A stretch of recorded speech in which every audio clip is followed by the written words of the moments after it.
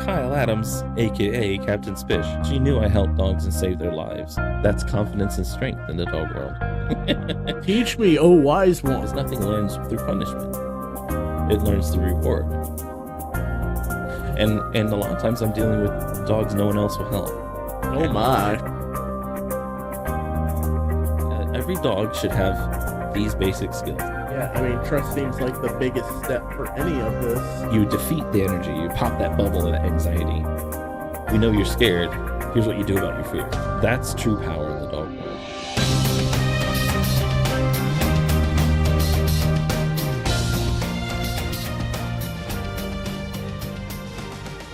All right.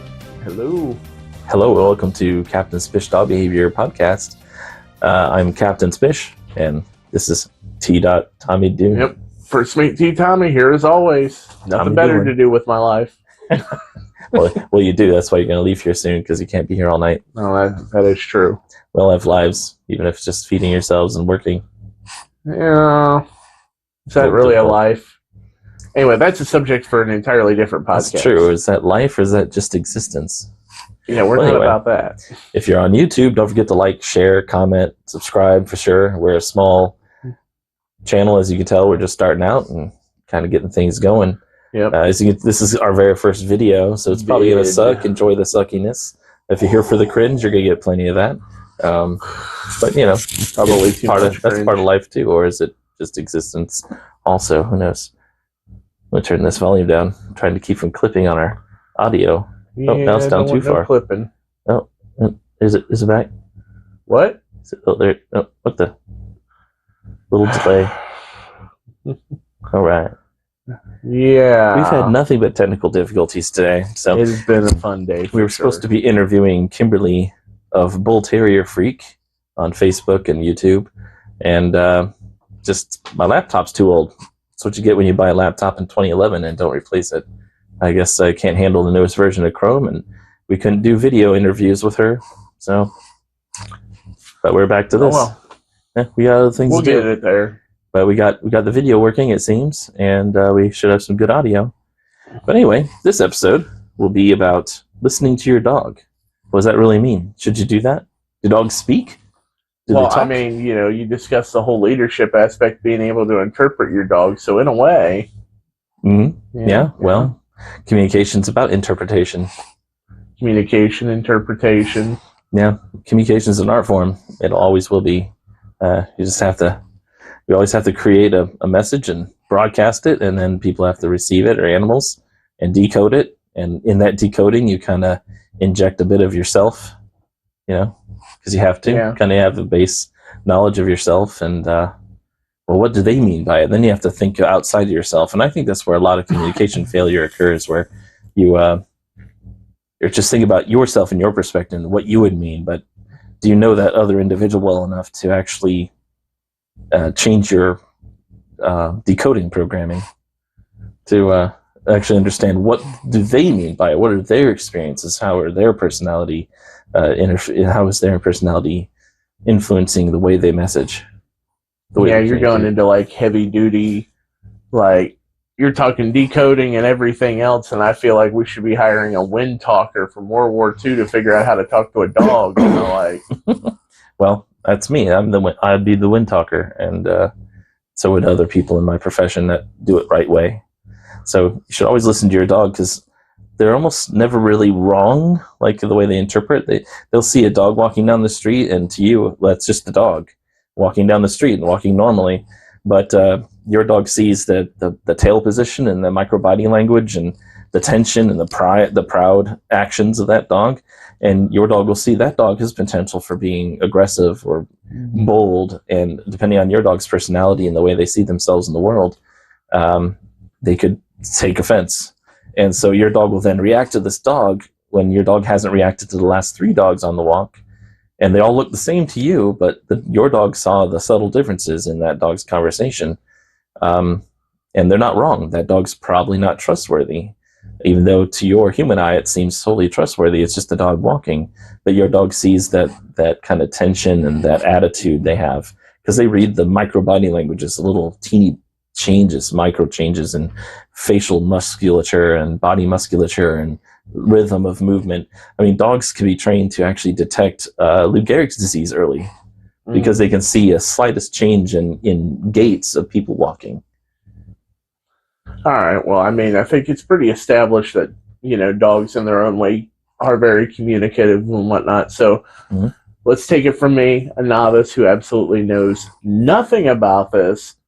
For somebody who is a rookie or a novice trying to interpret a dog's whims or communication as you would, where's the starting point? Like, what's the easiest things to look for?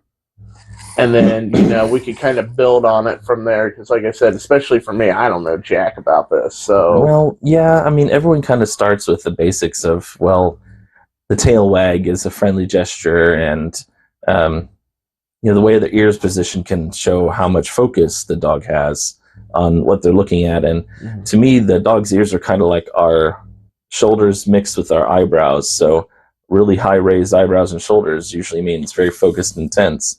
And if you unless it's me, then it just looks ridiculous. You got like the pallbearer look going on. Turtle, No, a lot of times if you mimic the dog's body language, that's where I really started. Of course, as a kid, when you don't care if you look like an idiot, but and now I'm paid to look like an idiot, so I just do it for my clients. But yeah, if you move in a certain way, and you really you clear your mind and you open up your emotions to interpret what your body is saying, and you move the way the dog moved, and you move your face kind of in the way the dog's face moves, your brain will start saying, well, this is giving across this impression of you're feeling this way, you're thinking about doing this certain thing, you're gonna pounce soon, so just mimic your dog's body language and think about, in that context of what that dog is going through in the moment, what would I be meaning by that? And you'll get closer. And then you can experiment through interjecting with your own part of your conversation about, well, don't do that. If your ears are raised and you're really, really focused, and now the dog is taking it, like you listen to the other dogs too, not just your dog, but how the other dogs take what your dog is doing. So if the ears being forward and the tail being high is fixating on this other dog, and the other dog's getting nervous and saying, hey, this makes me uncomfortable, even if your dog isn't actually intending an attack, your message to your dog is not just, well, don't attack. It's also, well, see how it's making this other dog nervous. You can make him not so nervous by changing your body language, and I'll gently push the ears down, push the tail down, and you'll see your dog's muscle tension decrease, and you'll see the other dog's tension decrease, and then your dog will decrease again. And so through changing how your dog is showing the conversation to the other dogs, it changes the whole conversation back and forth, because it's never just one individual. It's your attitude and energy. It's the dog's attitude and energy and how they see themselves. And then it's the other dogs observing your dog and you, and then their handler, and so on and so forth. So that's what gets complicated about dog behavior and dealing with anxiety issues, fear issues, and reactivity, is that it's never any 1, 2, 3, or even 4 variables. There's always 15 or more variables, and you have to take them into account. And sometimes knowing those variables and knowing that it's too much for your dog is a big step, is knowing where your dog's boundaries are and listening to them. If your dog really flips out and they can no longer listen to you, because that's what it is. It's not that they don't want to listen to you anymore. They just can't. When they're in this irrational state enough that they're just in instinct, they're not thinking anymore. Right. And if you're not thinking, you can't interpret messages and think of what to do about it. Is that like kind of like putting it into another perspective? Is that almost like kind of like a crowd mentality in a way? That can be an example of it, but individuals can also go into this as humans. We can go into this state too, where we're having an anxiety attack and we don't know. We're not trained to understand it, so we have troubles listening to ourselves. And knowing our own signals too, and our body language. I'm 40. In the last 3 or 4 years, I've really learned a lot about certain things I would do, like get snappy and grouchy and not know why, be moody and not know why, and just be really irritable. And it was anxiety attacks. Right. It was stress, and that I didn't know that was a symptom of an anxiety attack. And so you keep on learning about yourself, and you're going to keep on learning about your dogs, and And so you have to recognize, well, they can have an anxiety attack and not have an external trigger. It could be a blood sugar drop of theirs. It could be lack of sleep. It could be all kinds of things. A thought process in their heads. Who knows? We can't ask them. They're dogs. Yeah. All we know is that they must have some kind of internal thought process, and they might remember something or smell, because they have such a strong sense of smell. A smell could bring up a memory and bring up stress and anxiety, and have them have an anxiety attack seemingly to us out of nowhere. All right. Well, going in with the anxiety angle with this and whatnot, what are some physical signs that you might see a dog exhibit that may give an indicator that he might be over anxious or on the verge of an anxiety attack? Something along those lines. Those can be very subtle and easily misinterpreted as other things. I'm not sure if I can really answer that in a generic sense, but typically it's panting when there's no reason for the dog to be panting, really. Like, it's cool enough out. I have dogs in my van that it could be 10 degrees outside and it could be 40 in the van, and they'll be panting like it's 90. Because the anxiety causes vasodilation and increased blood flow, and which increases core temp, and it can make them feel really hot when they're not actually hot, externally speaking. So excessive panting seemingly for no reason. Once again, that could be a symptom of medical issues and other things too, but in an otherwise seemingly healthy dog. Maybe not so much in a general way, but what are some things that you've seen? You can see anxiety in the eyes of a dog. I know general advice is don't look a dog in the eye, but good advice, really, if you know that dog and you live with that dog and it's your dog, look it in the eye. Eye contact releases oxytocin in dogs by 110% or more from baseline, just from studies being shown. 30 seconds of eye contact with the dog can bond you and that dog very, very strongly in a very short amount of time. And it helps you transfer your information. So the only advice I give about looking your dog in the eye, or any dog in the eye, is be honest with yourself and know yourself about, how do I feel? What am I projecting across about the situation or whatever? And be as calm as you can be and not be totally scared. That's the best time to look them in the eye. But you're trying to give a message across first of, I'm calm and confident, I know what's happening, and I know what to do about this, and just rest and trust me. And at the same time, you're looking the dog in the eye to get information about how nervous they are, what they're darting their eyes at, what they're worried about. And so you're getting information about that dog, and the dog knows it.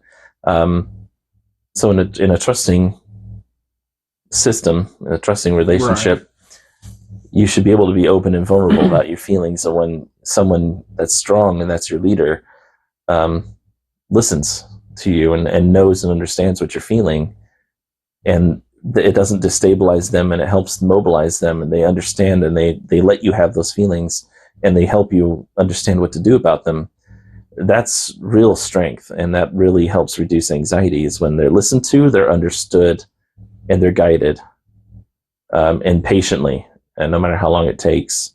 That's what really, really helps with anxiety with anyone, but with dogs especially. Oh, I see. Okay. Part of listening is also communication back. Well, like you said, be honest with the dog. The dog's never going to lie to you. Yeah, and you can't lie to them about your feelings. They'll know. You can't say, I'm not scared, dog, and you're about to pee yourself. For one thing, it breeds distrust for the very opposite reason why I just described what breeds trust. When you're honest and open, and you listen, you understand, and you accept what they're feeling, and you allow them to have those feelings, it's the same thing as, oh, well, I won't allow myself to have these feelings, and I'm going to use energy to block them off and lie to you and have put on a show that makes you vulnerable and weak, because you're losing energy, wasting energy into fighting that. I mean, it just seems like a lot of effort to put into just to fool your dog and whatnot. You sacrifice so much of your brain power, and you're focusing so much on pretending you're not afraid rather than understanding what you're afraid of, because what defeats fear is knowledge, is understanding. If you have a plan, you know what's going on, you know why you're afraid, and you accept that you have a reason to be afraid, now you're not wasting strength, and you're not wasting time pretending and make yourself vulnerable to what you're afraid of. You confront it and you deal with it. as appropriately as possible and patiently as possible. Literally, when I'm on a consultation, I'm working with a dog and I'm listening to them, it is second by second, microsecond by microsecond, testing and checking on that dog and how they're taking my message and who I am, and constantly adjusting it second by second by second by second by second. When you have that, you got to make little subtle adjustments and whatnot because it can't be too strong one way or the other. Yeah, because I don't come in with a cookie cutter and be like, this is what I do with dogs and they have this problem. I know what might be getting into based on what the clients told me, but I'm always open-minded to accept whatever actually is true. Right. So I keep in mind what I was told just in case to preemptively defend myself in a non-offensive way against what might happen, like a bite risk or something like that. Right. But I'm not going to go in there assuming I'm gonna be bit, or assuming the client's right that it's so bad. And almost all the time, it's nowhere near as bad as what the description seemed to sound like. I know some people would rather go into this work not knowing anything about the situation, and I think that's a cheat. It's unwise and it's a cheat. I'd rather know what might happen, be ready for it, but I have the capability of accepting what's really going to happen and not try to create or accidentally create what I think is going to happen. Yeah, honestly, I don't think it would be a good idea to go into really any kind of work without some kind of plan or knowledge on something. I mean, even if you're going into work doing a big project, it's good to know a little bit about, well, what am I doing this project on? Not just, you know what? We're just going to wing it, like wing it. That may work for some people, but personally, I got to have at least some knowledge of what I'm working with. Yeah, it's a fine balance between relying on your instincts and relying on your experience and having a plan, but also the plan is non-rigid. It's point to point to point. And how you get between those points, you allow yourself the flexibility to adjust and even change points. So where I thought I was going to this point, the dog tells me, well, this is what's actually going on. Because sometimes people, the clients themselves, are assuming the dog is this, so they're going to do this and this and this and this and this, and they're predicting that dog's behavior is actually influencing that dog's behavior and aiming it to a place they actually don't want the dog to go. So it's like dowsing rods. Like everyone thinks that they're being pulled around between, but it's actually you yourself. You're guiding those dowsing rods, but you think you're following the dowsing rods. It's because your micro hand movements and gravity and angles. So it's understanding causality versus correlation. That's a whole nother. That could be a whole. Yeah, I was gonna say that's like that's very hard for some people to understand the difference. Correlation means that something is co-related. It's could be directly part of a cause, totally the cause, or not the cause at all of something, say, asymptomatic that you're looking at. So it means that there's a association, and how loose or tight it is needs to be further investigated. Causation means that this behavior or action is the direct cause of this asymptomatic issue you're investigating. So they can get a little loose. It's always usually better to assume what you're looking at is a correlation than a causation, and then kind of see what it is from there and do some tests. But so the client winds up being a correlated, it wasn't a symptom, but a factor, rather than being a passive observer, which is something that's not necessarily a real thing. I mean, just the act of observation changes behavior of things. Okay. That's been proven even in physics. The observation of a particle changes the particle's behavior. We won't get into that either. That's way beyond my expertise. But so if a particle behaves differently because of observation for various reasons, a dog, just your observation, the act of observing, makes it's a big factor. And what you observe with, your energy, your attitude, though. Are you observing with fear and worry and concern? Are you observing knowing that you have reason to be afraid, but you're just letting it play out and looking at moment by moment where you could interject if there's a problem, but you're otherwise confident and observing and waiting for the dog to tell you what's actually happening? Okay. That takes a lot of confidence and a lot of some risk. That's why muzzles are important sometimes. So you can be able to have a safety net when you are experimenting with, well, where is this actually going to head? Where have I been a factor changing my dog's behavior?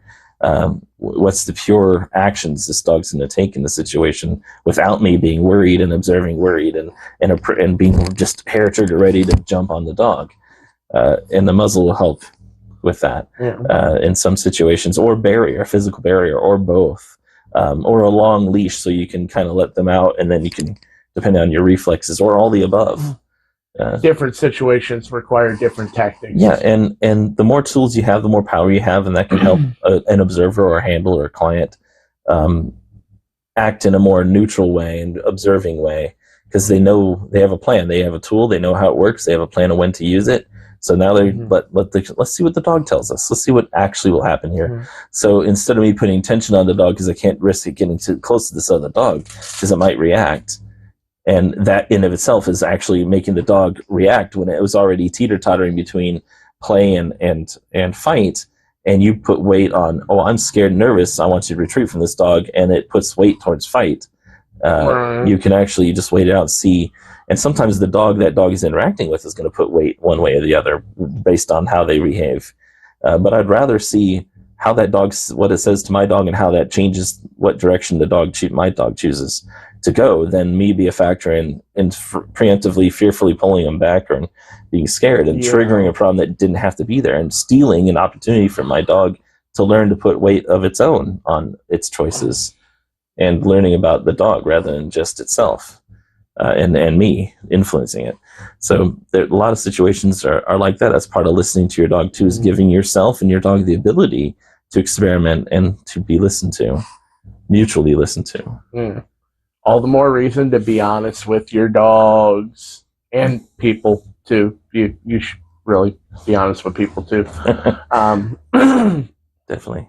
So when you first go on a case and whatnot, let's say that you've already spoken with the people and whatnot, you're going to observe the dog at this point. Mm-hmm.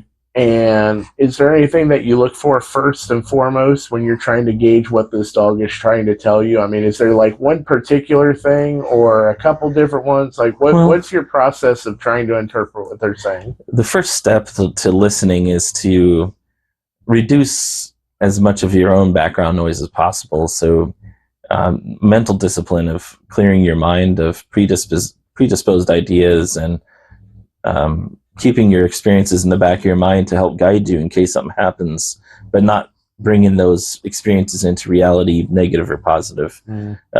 Keeping that balance, the open mind of keeping ideas in there, but keeping your observation clear and just feel the tension, feel your emotions. Your own emotions will react quicker than your brain can process what the body language of the dog is saying to you. And then your brain has to come in real quick and not let your emotions run away with your choices, and you let your rational mind take over if something's dangerous, or you think something's dangerous. And you can't go into fight or flight, like just bow to it. So you're going to go into fight or flight, but you don't really got to be like mentally flexible. In some situations, yeah. Yeah, there ain't no way in hell I'd be able to do any of that because my mind is always just going a mile a minute.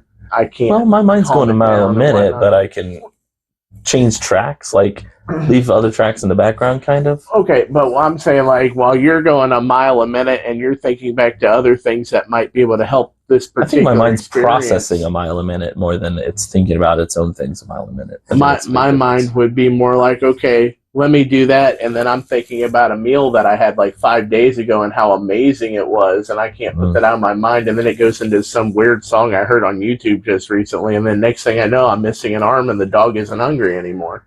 That would be me. So mental flexibility and balance sounds very important. I don't remember if we've had a lot of failed recordings. So I don't remember if it's one of those failed recordings or if it's an episode that we released or about to release. But I mentioned something about that you have to do this as a job, you have to be born with the right personality and core skill set, like a raw talent to do it properly. I was born with where I didn't have all the testosterone that washed through my brain at a certain stage, like a lot of males do, and I didn't have as much separation between my two lobes of my right side and my left side. Okay. So I've near full connection between the two. Okay. So I can process things differently, and I can be very analytical and also be very sensitive and emotional simultaneously, and it gets very confusing out there sometimes because of that. And it's almost like multiple personality syndrome. Oh, I can believe that with you. I can have 2 or 3 genuine opinions about any situation, and I have to use my rational mind and engage it even more to try to figure out, well, what are the positives and negatives, or what are the benefits and non-benefits of each of these ways I can interpret and feel and react to whatever the stimulus of the situation is. So that's sometimes why I kind of buffer. Like I get confronted with something and it'll take me a few seconds. Mm-hmm. And Trish will want an answer. My wife will want an answer sometimes about something. And I have to sift through my 3 opinions and see what the validity of any of them are, and then make a choice. And so before I even answer her. Well, that just sounds like any guy in any marriage. You want to sort through the solutions and then pick the one that your wife is okay with. And she's asking me how I feel about something or what I want to eat, and not necessarily she's trying to trap me in a fight or something. Right. But yeah, it's just there's just always stuff going on in there. I've had to learn discipline about my emotions and thoughts. Right. Otherwise, it'd be chaos. So you have your mind disciplined, and you're observing what's going on. A lot of it's from experience. Yeah. So what's the next move that you do with this? So when you listen, it's not good enough to just know what's going on. It's also, you have to know how to respond. And sometimes non-response is your best choice, where it's yeah, I saw that, but I'm just going to keep being me. Go over and do this thing. Where it allows the dog to let it go too. If you don't think you're in a direct threat, or no dog's in direct threat, sometimes it's better just I'm going to pretend I didn't see that. And so would you say it's okay to ignore the issue then? I don't consider that genuinely ignoring. Ignoring would be to put it out of your mind completely and pretend it didn't happen, but totally pretend it didn't happen. You should keep in mind that, yeah, that dog was about to bite me, and only because I was just whatever, that dog didn't bite me. Because when a dog threatens to bite, it's not out of malice or hatred. Mm-hmm. It's out of some form of fear or corrective behavior. So if your dog wants to bite you because it wants to correct you for something, maybe you should quit doing what it wants to correct you for. And then you completely get rid of the idea, the reason to bite you. So when I'm visiting and I'm listening to a dog and I move towards it and it tells me, hey, no, I don't trust that, I don't like that, then my thought process is, well, I'm not here. My message isn't to scare you and to threaten you and make you unsure. I want to represent being trustworthy and listening to you. So I will listen to you right now and act a trustworthy way and just back off. Just stop. Sometimes backing off will encourage the dog to come after you, depending on how intense they are. Mm-hmm. But if you just pause and let them cool down, and then you just turn and give a little bit of, even if it's an inch of space, you give the message of, well, I'm not running from you. I'm not scared of you enough to run from you, but I'm also not wanting to trigger this in you. I'm not here to reinforce or represent fear or anxiety. So I'll just pause, wait for that to die down. Now just move back to a comfortable position. And you kind of start with those kind of things. So whatever you want from the dog, you give to them first. So if I'm coming in listening, I want them to listen to me. So I'm going to listen to them. I'm just going to be open-minded. Just let them show me what they do or don't like. I'll maybe test a few things, touch them if I think I can, or in certain ways. And if they come up to me to test me and look at me, and I'll actually underhandedly, not over top, but I'll touch their nose gently or brush their mouth. So I'll touch the very part that they could hurt me with and show them that high level of trust, and just, hey, I trust you enough. You don't trust me, but I'll show you I trust you. And that shows you can trust me. Have you ever had that backfire on the job at all? No, but you have to be careful when you do that. It's usually a little bit into the few minutes in where I've been able to gently brush against them and they're being very curious. So when they're curious to come up to you and, hey, can I scare you? And you show them, well, it may startle me, but it doesn't scare me, which is two different things. Right, yeah. And you show them, well, no, you can't really scare me. You can startle me, but you can't really scare me because I'm not here in competition with you. I'm not here to be afraid of you. I'm not here to make you afraid of me. I'm just here to be here and to connect with you and to understand you and to respect what you feel. Let you feel what you feel, respect it. And then maybe, if you allow me to, I'll show you a better way. what to do with this fear, with this anxiety, and what you're safe to do with me as the visitor. Maybe not anyone else, but with me as a visitor, you can show you're scared. You can growl at me. You can even nip at me. And I'll be like, yeah, that's just you telling me that I did something you didn't like. And it's usually pretty easily avoidable. Like, don't corner you. Don't hover, don't bend over you, don't stare at you too long. Seems kind of obvious for really a lot of different situations. The dogs will tell you that's triggering me and make me upset. Now, on rare occasions, if a dog has been so used to being disrespected and ignored and not listened to, that they skip a lot of those little steps of telling you, hey, that's too much, that's too far.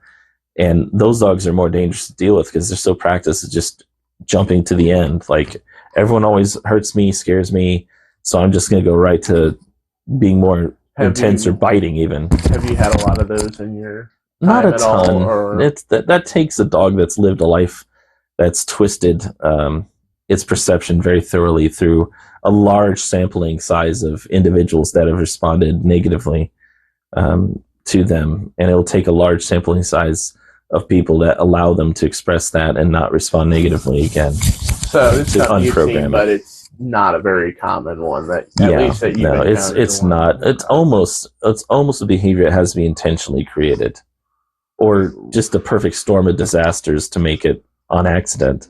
But those are dogs that have been intentionally assaulted by people. It's their entire life, either through quote training to protect a drug house or property, or just people being bad, being cruel. Because dogs can't dial 911, they can't call the police, and they'll always forgive. So they'll always be there to be abused again, and up until they break. And it takes a lot to break a dog, and it doesn't take that much to heal them because they always want to have hope. They always want to believe in people, and people take advantage of that. I think we talked about that literally in the last episode about being taken advantage of, being willing to be taken advantage of. We certainly did. That's part of leadership. But yeah, listening. You should always listen to your dog because they're pretty much always right in some way, shape, or form. They may not be right in what they say to do about a situation or their feelings, but they're seeing something probably you're not if you're confused. And that's why I bring Coben along, my partner, my dog assistant. He's what I call my dog therapy dog, because I'll bring him along even though I'm experienced enough to probably see what's going on with the dog, but I don't have to assume as much. It's a good extra test to have that Coben second opinion, and how he responds to the dog will either confirm or deny some of my suspicions about that dog's intentions or attitude. So sometimes he can kind of pick up on things that maybe you might miss, or maybe you didn't pick up right away. Or that it could be this, it could be that, it could be this. And I'm not sure exactly what the trigger is or what the motivation of that dog is. I have a few options, few ideas. Okay. And Coben will come in and I'll see if Coben sees what I see. And then how he responds to it, since he's a dog and very experienced like me. He will give me more of an indicator of what's really going on, or confirm what's going on, and then it'll let me have a focused idea of where we should head. Well, I think that also helps that you've had him for some time. I mean, he's your personal dog, yep. So if you don't know what he's saying, who does? So I think that's really beneficial. Now, do you take him to every one of them, or do you only take him to like certain cases that you feel like you might need?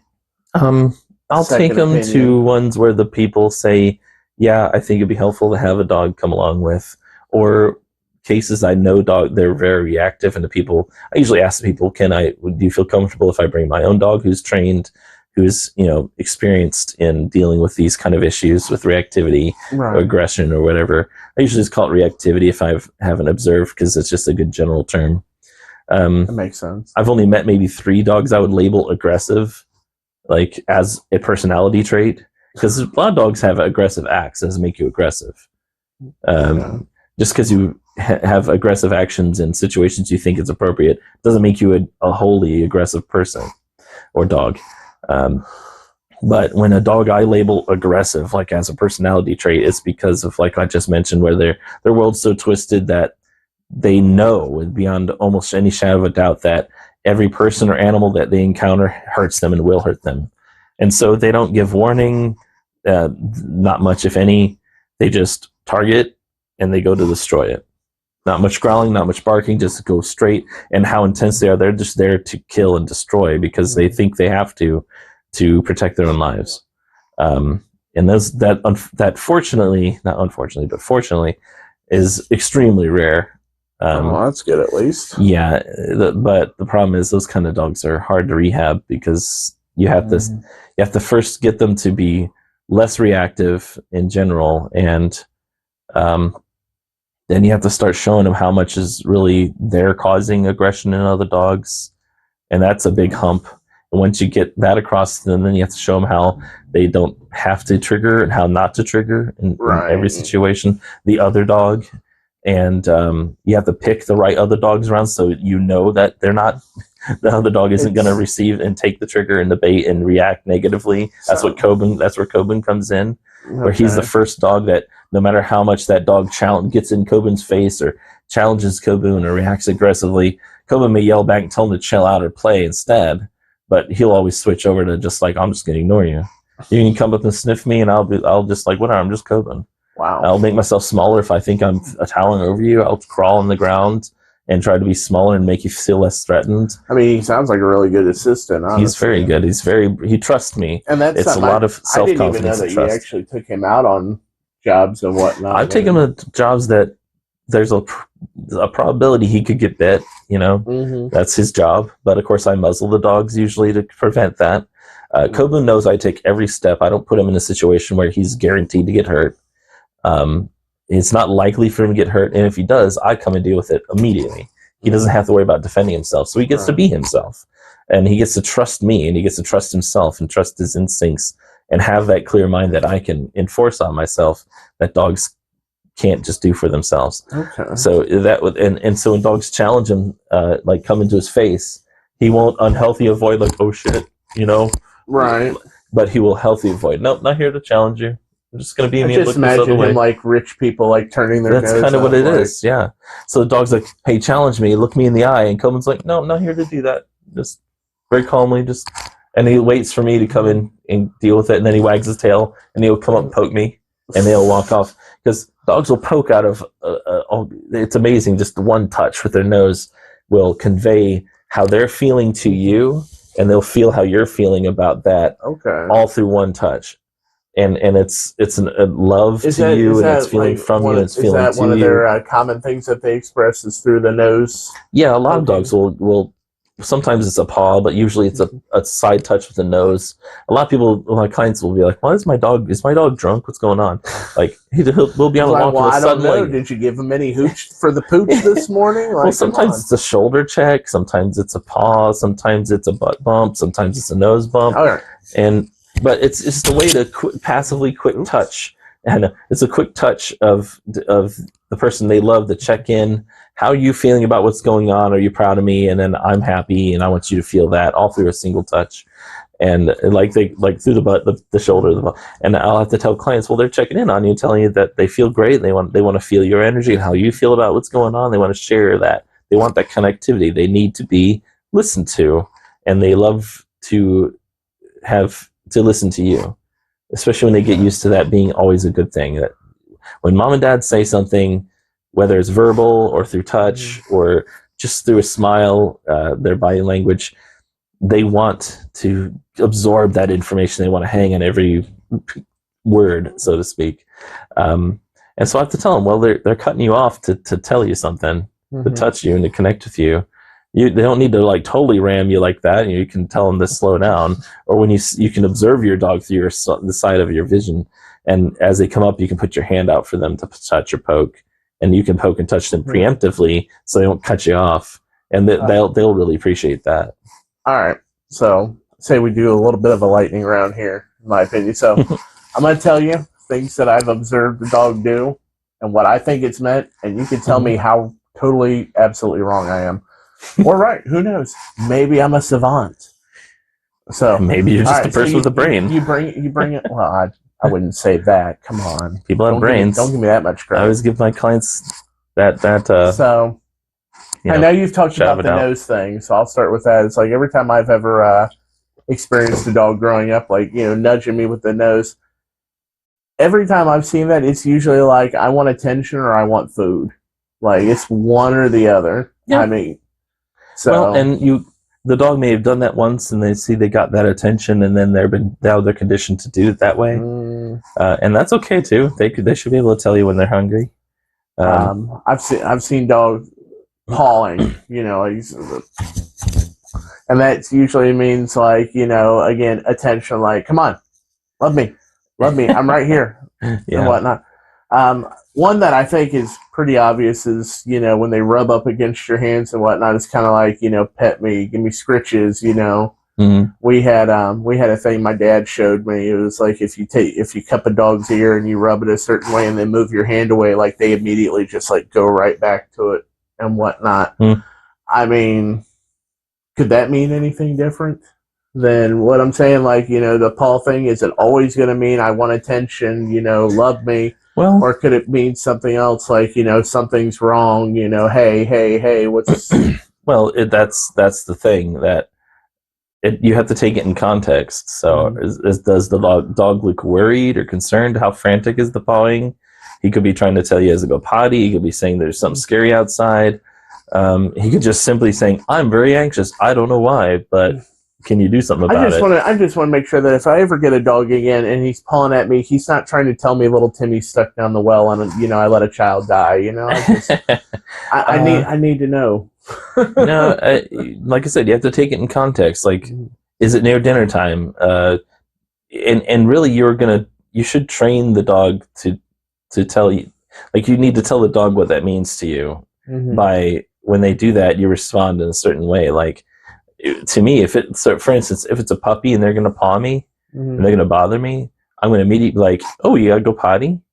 And then I go through the ritual of the potty, whatever that is, whether we just go get the leash and we take him to the door or have him ring a bell at the door, too. See, I'm not clever enough to do all that, because for me, it was always like, hey, leave me alone. I don't want to give you any attention right now, kind of thing. And you're not listening to your dog. Yeah, well, I mean, and sometimes if they are just demanding a lot of attention, you don't have time for the attention, you should really redirect them to either go lay down, or put him in a crate so they can rest, or give him a chew. But that's what I mean. It's like, growing up, I never really thought to ask the other questions. So it gets back to me saying, well, condition them. It was almost always just, you want attention. I didn't really think about, like, oh, do you got to go to the bathroom? Oh, are you hungry? Oh, they're living beings with needs and thoughts and feelings.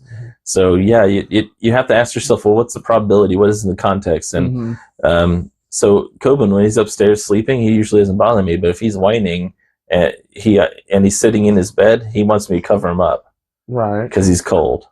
And if I cover him up and he gets up and uncovers himself and continues the whine, then he's telling me he has to go potty or that he needs water. So if he has water, then he needs to potty.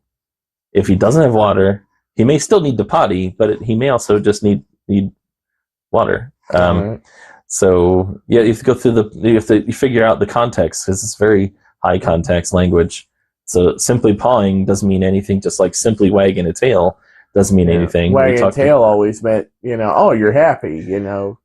But like you said, it could also be a sign of, I'm warning you, I'm not right now. It could be a sign of readiness. And that's something that I never would have even thought about.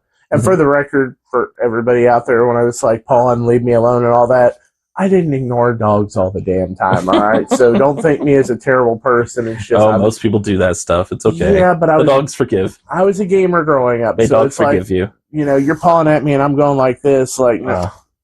I'm in the middle of this level, right? It's like, I don't hate on dogs or anything like that, so no, you wouldn't be part of this podcast if that were the case. No. I mean, that's probably true. Yeah. It's just... you just have to think about the context, and you have to trial and error. A lot more know your dog. A lot more goes into it than just looking at what they're doing physically. You really got to kind of... That makes it mean more, though. Troubleshoot it. It's because it's not easy and it's not passive. It's not quick. You have to really think in depth about your dog and what he or she really typically needs around that time of day or in general. And like Coben won't bother me unless he really needs something. So would you say like having even if he a dog really needs the hot dog that's in my hand. I was gonna say, so would you say having a dog on like a kind of schedule helps you communicate better with them? Well, then, yeah, because communication is always both directions. So when you have a schedule and they know what to predict and what's going to happen during certain parts of the day and in what order, that's you communicating to them that you're going to meet their needs emotionally, physically, and so on, and that it'll happen in this order, and then you can always predict it and trust it. And that's part of communication: is prediction, trust, understanding, not lack of confusion, as much as possible. So yeah, I think that's a good way to communicate something very important to your dogs. Because I do know that you and Trish follow a very specific schedule with all your dogs. Yeah. And some dogs that can make them drive them crazy. Like if it's too rigid and then anything changes because life changes, it's certain individuals that can really throw them through a loop. Yeah. So I've had some dogs that I keep a fairly strict schedule, but I'll flex it even if I don't need to on purpose, like an hour one way or the other, and I'll change up the order of things. So they learn, well, these things will happen every day, but they won't always happen in the same order. They won't always happen exactly the same time, but you will always be fed. You will always be walked. You will always be given affection. We will always go to bed, those kind of things, but they may happen in different orders and different times because my life is chaotic, and you are a personality that if you get way too used to something and you're so disruptive of change that we're going to keep constant change, but also keep consistency and some weird mix in the middle, and that actually reduces anxiety. I was going to ask you about that because I know with your jobs and sometimes you're traveling across state lines and everything else. How do you manage that kind of schedule with a dog? Well, so if I'm traveling out west, you're gaining hours as you're going out west. So if you're really clocking in hours and you're driving out and you wind up in Chicago from Dayton, and you're going to sleep or take a rest after that, I usually will start if I know I'm going to be all the way out to California, where we're going to be 3 hours behind, or ahead. I think it's 3 hours ahead. I think is it 3 or 5? So whichever direction it goes. So let's just say it's 3 hours ahead of us, and I feed at 8 o'clock our time. That means that dog would be fed 7 o'clock, 6 o'clock their time. You said what time our time? 8. So it would be like 8, 7. It'd be like 5 o'clock roundabout. Yeah. So I will usually, as I'm traveling out, start making the feeding a little later and a little later and a little later, like an hour or 30 minutes. Okay. So that by the time we get out there, it's closer to like 7 o'clock p.m.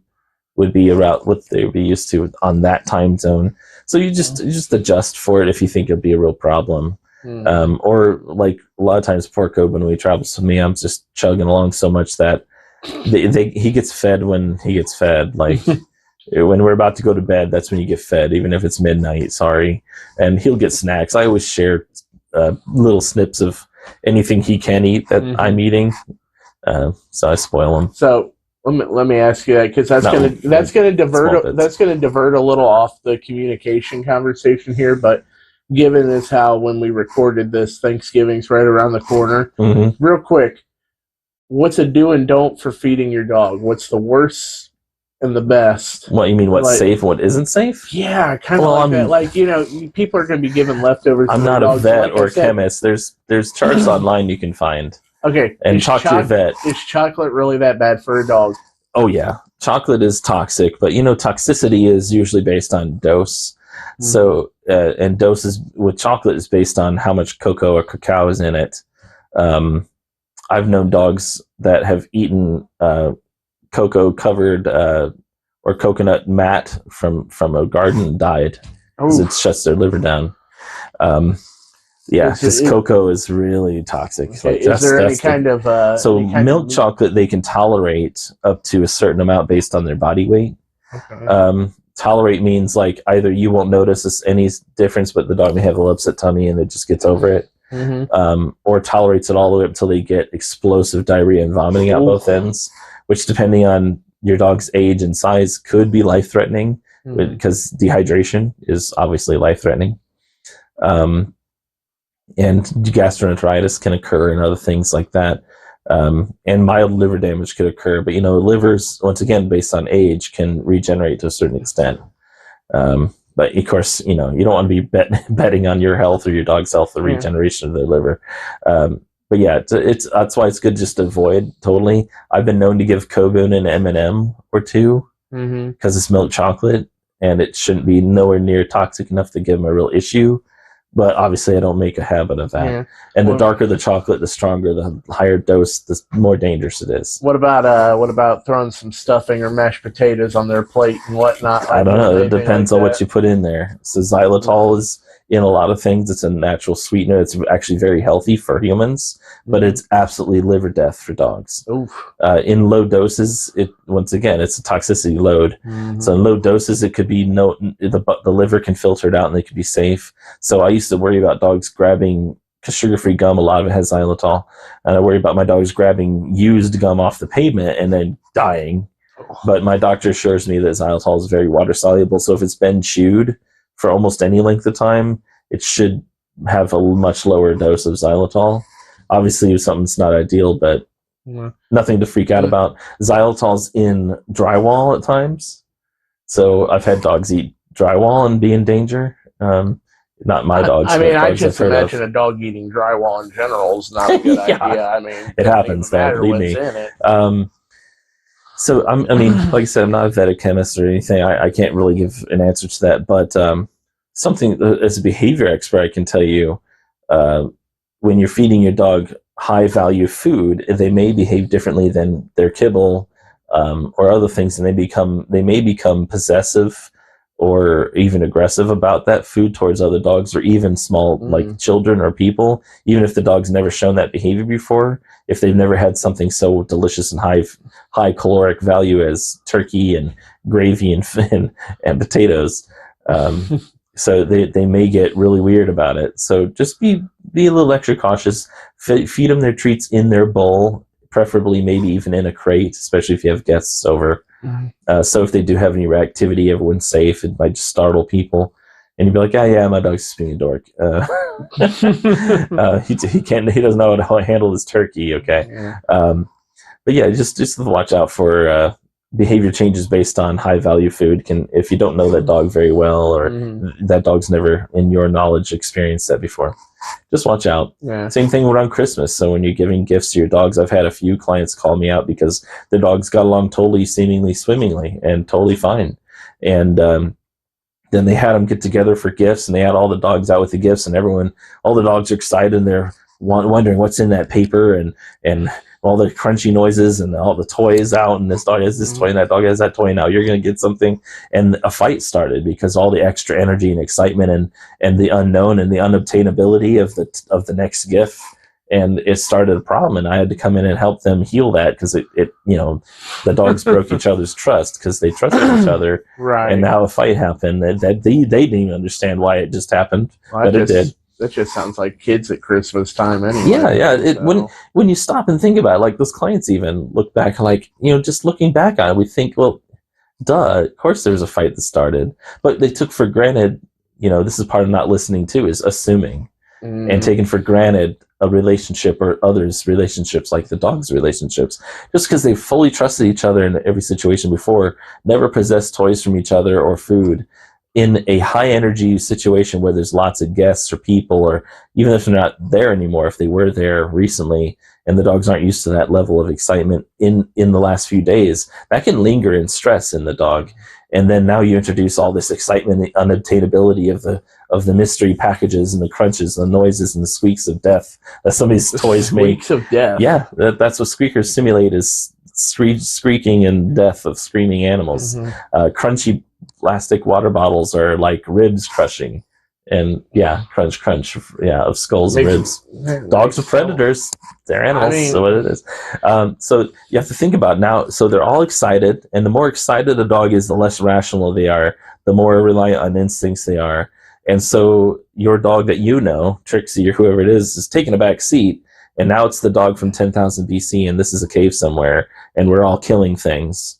and anxieties can rise up, and dogs have subtle anxieties that can become not so subtle all of a sudden, and now they have troubles trusting this other dog that's murdering this thing near them, and they wonder, am I next, or do I need to kill this now too, or am I going to get hurt? What's happening? And they rely on their instincts. Instincts are like, I don't know what's happening. This is a house. I'm used to being in a cave, and so here's what you do in a cave. So when they get that way, and I know you said this even earlier in this particular episode, that sometimes you'll push the ears down, or you'll try to calm them, which sometimes can trigger them too if you do it too late. Well, I was going to ask you, is that good? Is that something good to follow through with whenever that kind of thing happens? Is that the best way to talk?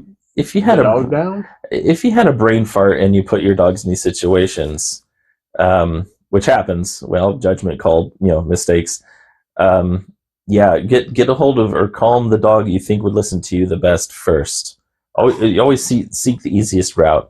So whoever's most likely to listen to you, tell them, hey, calm down, come here, or come sit or do something for me, and start slowly taking the dogs one by one out of the situation.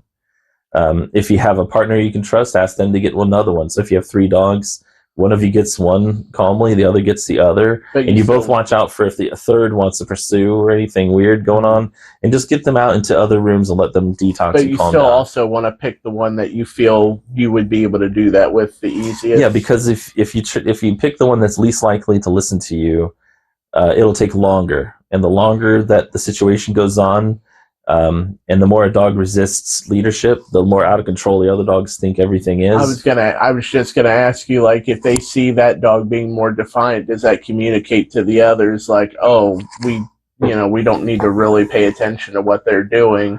I think it's more like they see the leadership, which is the humans, come in to deal with something, and the people are pensive or a little bit tense, and because they know they all have already been a little tense.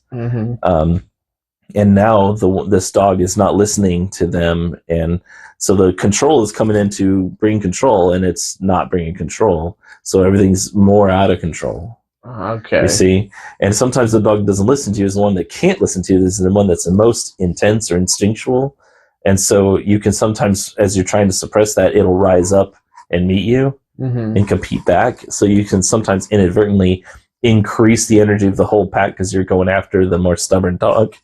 So it's just better for time and for swiftness and for calmness, as you want to shave it down, step it down. So cheat. Calmest dog first, most obedient dog first. Come out here. That just that one dog being calmer and being taken out of the situation now reduces the other 2. And now you can come in and get the next calmer dog, which now reduces that dog. And now all you have to do is one-on-one with the most difficult dog to get through to. Or if you can't get through him at all, you can just leave them there to detox in place while you go calm the other 2 dogs down and come back in when they become more rational. So is this something you've kind of learned through trial and error, going through your No, I was trained this. I was trained this by my mom, and then it logically made sense. And then, of course, through practice, I've refined when and where and what to do. But the best way to deal with it is to avoid it. So if you're going to give... most of the time this is shelter dogs that do this, or dogs that weren't raised together as from puppies. That's a factor. So you raise a dog from a puppy, and you know what the do's and don'ts are. And you know how solid they are in certain situations, and not to some extent.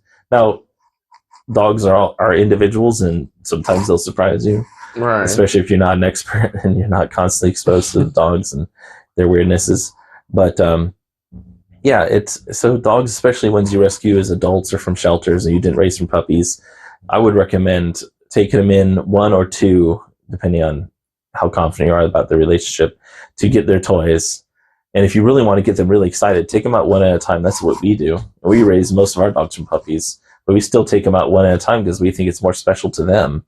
And we get to not be worried about what they might do to the other dogs or any kind of possible risk of unknown behavior reaction, and just focus on that dog. Here's your toy, and look at what's going on.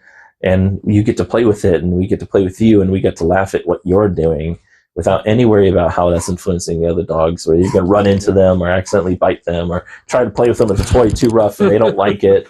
Yeah, dogs. Yeah, because like you said, every dog's different. Some dogs may react poorly to that, and some may join right in with it. Yeah, and sometimes that's a big lesson about learning is, not learning, but listening is giving you and the dog the best chance to be really listened to.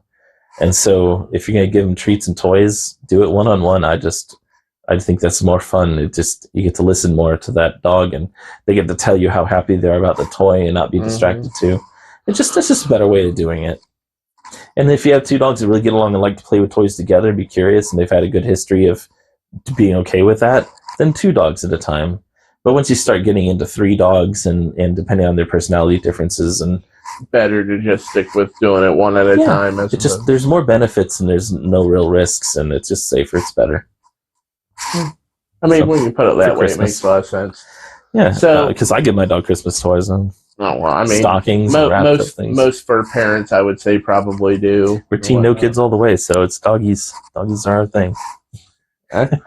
So, from somebody like me, it still sounds like a very complicated language to learn, but for someone like you, language. I was gonna say, but for somebody like you, it seems probably almost second nature. Yeah, it's just practice, and even for me, I have my doubts and curiosities, and you have to experiment and test and see, because they aren't speaking a very low context, very clear, actual verbal language.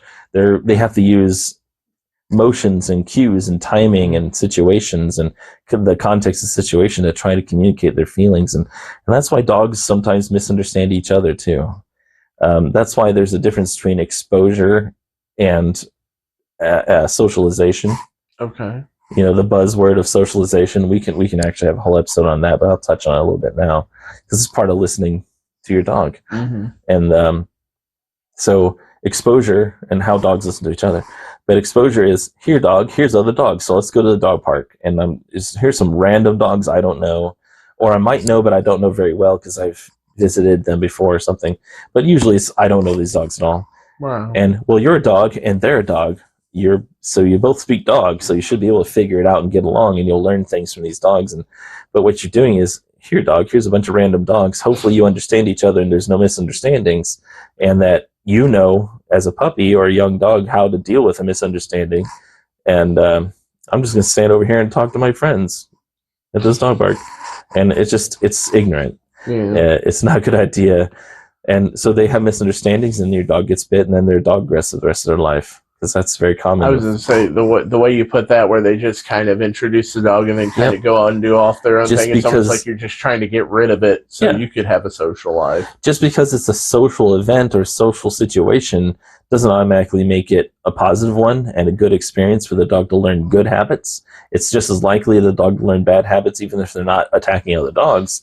They could learn bad, intense humping behaviors, and being too pushy or biting too much to try to start play. And if you're not involved in those conversations to show, hey, that's biting too much, slow down, do this instead. Right. Or, well, hey, just calm down, you're getting too intense, stop and come back here and self-regulate, and don't go beyond a certain level of excitement. That's socialization. That's teaching the dog how to influence the other dogs and how to deal with the conversation and understanding those things. But exposure is, here dog, here's other dogs, good luck, and we hope it all works out. Yeah. And socialization isn't always a social thing. Sometimes it's just being used to loud noises and just outdoors, like lawnmowers and people yelling and doors slamming and garbage cans being moved. That's socialization too. So that's why I don't really like using the term socialization, because it sounds like it's a misnomer. It misleads and it's overused. Right. But you have to listen to your dog and about how they're taking things, and then know if they're responding appropriately, and then how to block that and redirect it either to something appropriate or just take them out of the situation so they can calm down enough to be rational.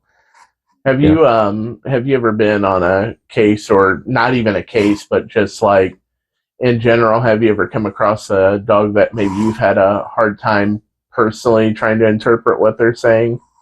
Not so much in an aspect that like you have Kobun to kind of second everything, but one where like you're observing and you believe what they're saying is one thing, but then it turns out to be something else entirely.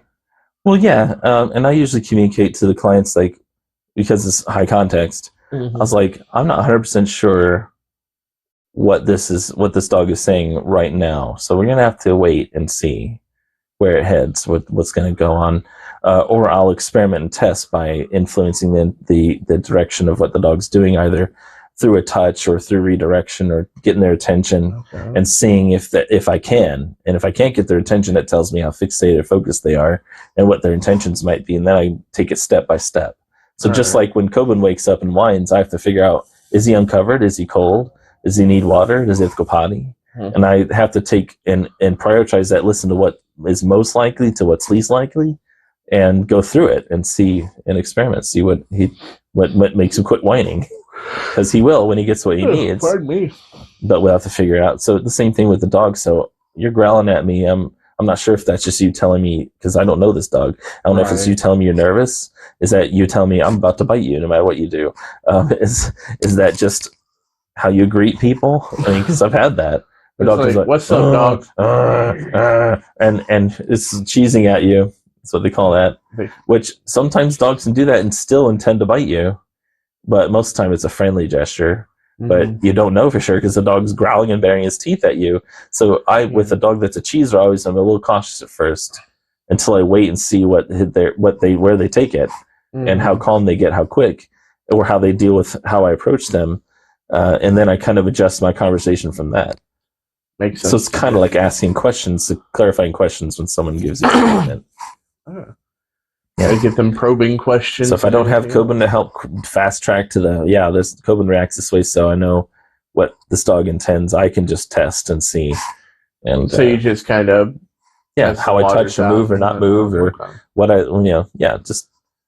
sometimes I gotta ask these because I mean, again, I see you and I hear the stories and I've seen what people say, and it's almost like this guy literally knows everything.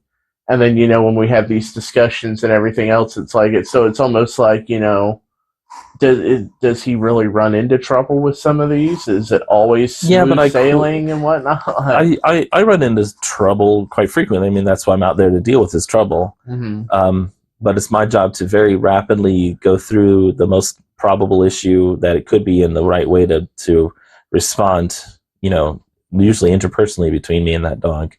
And to quickly resolve or figure out what's going on, or know when to get the heck out of there and back off and regroup and be like, I think your dog needs muzzled because you don't want him to bite me. I don't want him to bite me. That's when the dog bites a person, that hurts them too. It makes that dog either confirmed into thinking it should bite people, or if it bites me, it knows it may start something with me, and now it can't trust me because even if I act trustworthy and I am trustworthy, the dog thinks it's an act. Because, I bit you. I know you're just trying to make me lower my guard so you can now bite me. Because that's how that dog thinks. And for all the people out there who are into biting and whatnot, we will definitely be covering a full episode on that in the future. So a little foreshadowing for you all. Yeah, definitely. We're going to have a whole episode about that's part of the communication, and it's part of leadership and stuff too. Is interpreting bites, like a bite by any other name.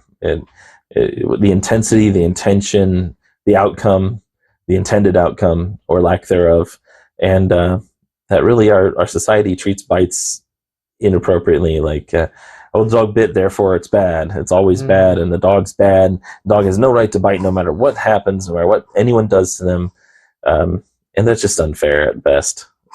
Yeah, so we definitely talk about that, but. Yeah, just listen. The dog will usually tell you what they don't want you to do, and I think the toughest part is the dog isn't likely to be able to tell you exactly what it does want you to do. And a lot of times the dogs don't know for sure until they see it, so you have to figure it out. But that's our job. We're the ones with the bigger brains and the opposable thumbs, and we walk upright. We use tools. It's up to you to meet them most of the way on the communication and language, and show them you're trying. That's really the key too. When you're starting out, listen, clear your mind, and try to figure it out, and be okay with making some mistakes. The dog will be totally fine with you making some mistakes in most cases. Like you said, they're always forgiving. So yeah, especially once you raise as a puppy. I mean, sometimes rehab, it's not so forgiving, but given the circumstances. But that's also understandable. It's not the dog being mean. It's just he's had some experiences or lack thereof, and it's just you just have to listen and just try to figure it out, and the dog will meet you halfway. And also, like we were saying earlier, when you don't know what a certain action means, tell them what it means. When you paw me, you may be asking for attention. You may want me to pet you, but I want to now, from now on, when you paw me like that, or put your head on my lap, or do something to bug me, I'm going to show you what I will do when you do that. I'm going to get up, we're going to go, and we're going to go outside, and I'll take you to go potty. And every time you do that, I'm going to get up and take you to go potty. So if you want attention, you better seek it in a less intense way. But if you're going to be this intense, all I'm going to see it as you need to go potty. And that can help a lot with potty training your puppy and your young dog, because you have to teach them how to tell you. And sometimes it's you learning how they tell you and you reinforce it. And sometimes it's they don't know how to tell you. You show them, like, oh, I know it's about time for you to go potty. So I'm going to bring you up to me and use your paw to touch me. Mm-hmm. And then, oh, let's go potty. And take you out and we go potty. And so you're associated, just like with the bells on the door. That's okay too. Oh, you got to go potty? Come up, ring the bell. Oh, let's go potty. And you open the door and you take them out to go potty. So you condition them. And you know, when you explain it like that, it's bizarre, because it's like, you know, again, I don't have a pet currently and whatnot, but I have kids, and you know, it's like raising kids is almost the same exact thing. But when you think about communication has to be taught. When you think about applying that to something else, like for dogs, for example, to me, it's like, yeah, I never really put the association and the similarities together, because this whole time I'm sitting here like, talking to a dog, like, that is something I don't think I could ever do. But then when you explain it like that, it's like, what are you talking about? I do that all the time with my daughter, with my son when he was younger, and everything else. And I think people that deal with ADHD individuals as well, or autism, learn a lot about nonverbal communication. I prefer to speak with less words and just through eye contact and touch. As you all have seen, he does a lot of... Trish gets very frustrated with that because she wants me to use more verb, like my words. And so I have to adjust to that. But the dogs, that's almost purely what they do. So on a consultation, clients will see me give Coben, well, they don't see me give them a command. They just see Coben do certain things or look to me and then go do something, like walk away or back off or come to me and sit or do things. And they don't hear a word come out of my mouth because everything's through looking at them and looking them through, hey, come over here, or little subtle hand movements, or, you come here and sit and wait, back off. It's dangerous. And I'll do the same thing to their dogs. So their dogs will be more obedient to me and where they're yelling and giving all these cues and commands. And I'll just be like, hey, and I'll give them some hand signals, or I touch them and show them what I want. And then I'll give them, when I make them come to me calmly and I have them sit, then I'll tell them, come, sit, good job, and give them a reward or affection. Right. And so like, it's amazing. I listen to you so well, and you're not really even saying much. You haven't barely even said a word to my dog, and they're more obedient to you. And that's like, your dog is very anxious and nervous, and it's easy to increase their energy. So instead of talking to them so much and increasing their energy and their anxieties, I'm just going to be very calm and silent. And so that contrasts their anxiety to the point where it's like I'm loud without having to yell and add to their anxiety. And then they're attracted to me because I'm a black hole for their anxiety. It sucks it in. It drains it from them and replaces it with calmness and answers, because all they have to do is look to me and not use their ears so much, but use their eyes and just follow and listen to my touch, which is calming and guiding. And that just sucks the anxiety and fear out of them. It calms their mind, and it's easy and quick for them to understand because it's more dog-like. And so that way I don't have to worry about negative associations with certain cues or commands, because some dogs have had cues or commands used negatively through frustration or anger from people. I bypass all that and cut to a new communication that is actually old to them, that they're used to. All right. So let me ask you this. Let's tidy it up with a big red bow here. Not everybody has an entire day to dedicate to it. So for the average person who has a life doing other things, how much time would you say somebody should maybe dedicate themselves to trying to learn how to communicate and read their dog? Oh, it's something you should do every minute you're with them. Just through your everyday average things. It takes a lot of work. It's like a muscle. At first, it's just so hard to lift and to use that skill and that muscle. But you have to start somewhere. So start with little bits, like when they're getting fed, have them look to you in the eyes and sit before their food goes down. And then when they're good at that, you start asking them to wait until you tell them it's okay, and so on. And just, you're making opportunities that you already have. You're taking advantage of opportunities every day with things you already have to do with them, like feeding them, bringing them in and out of their kennel, or in and out of the bedroom, or in and out of the house, or in and out of your car, and making those opportunities to have a conversation that, hey, I have something to say about this. I have rules and a little fun thing for you to do. How about you wait and look to me? And when you're invited, you can come out of that kennel, or out of the bedroom, or out of the house, or out of the car, and vice versa, into it. Hey, wait, don't just run into the house. Wait, look to me, because I want to talk to you. I want to connect with you. I want to listen to you, and I want you to listen to me, and we can do this fun cooperative thing. And now when you're obedient and calm, that dog goes into my house. Okay. And so things you do all the time, we're on the walk. I want you to slow down now and start healing when we walk. And when you get good at that, and you start assuming what way we're going to turn, I'm going to mix it up. When you already assume we're going to turn right at this street, we're going to turn left. I'm going to turn around and go back the other way a little bit, and then turn around, come back, and then turn right. So every time the dog starts automatically thinking about things, they're not thinking about you and listening to you, you switch it up so you have something more to say. So they learn, well, I know where we usually go, but I have to take a moment and think about what mom and dad are thinking and feeling, and what they actually are going to say, what to do next.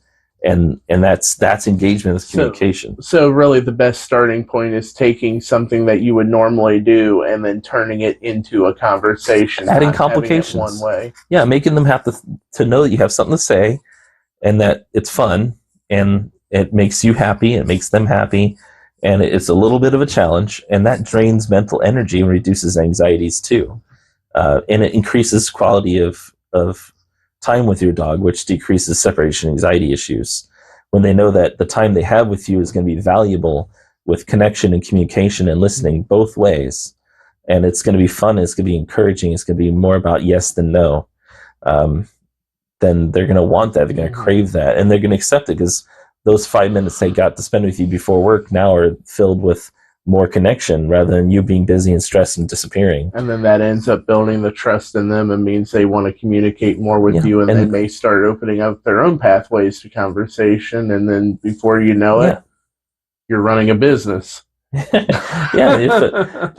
vice versa. Give them an opportunity to talk to you as well, and listen about what they want to do. And so when your schedule is usually, I need to get up, get the dog out to go potty and feed them, and then make my coffee, and then I want to go sit and listen to a show, or read a book or something before I leave. Listen to this podcast, perhaps? Yeah, listen to podcasts. If the dog suddenly wants to switch it up and just really wants to play, wants to go into the room where the toys are, like Coben does to me in the morning sometimes, give him some time to play. You don't have to spend 5, 10, 20 minutes. 30, 40-second play session that was unplanned, and that your dog just requested of you, and you're like, oh, I know what you want, and I'm listening, and let's play a little bit. Can mean so much to that dog, and it really isn't going to take any meaningful time out of your day. The returns you get, this is something you'll hear constantly from me, is that it's just unfair how much more you get in return from your dog than what you put in. You always get back more than you give. And the little bit of time in your mind, in your day, is a big part of their day. And so it doesn't take much. You are the world to them. So yeah, it's only fair to make them a part of your world too, more of a part of your world, because you are their whole world. I mean, honestly, you've talked about a few things that I've never really thought about or considered, and eventually, because eventually I would love to have a dog again and whatnot. I'm honestly going to take a bit more of a in-depth approach with this, for sure. Yeah, you can get so much more out of so much more relationship from your dog just than people think possible. I've had clients that thought they really loved their dogs, and they did.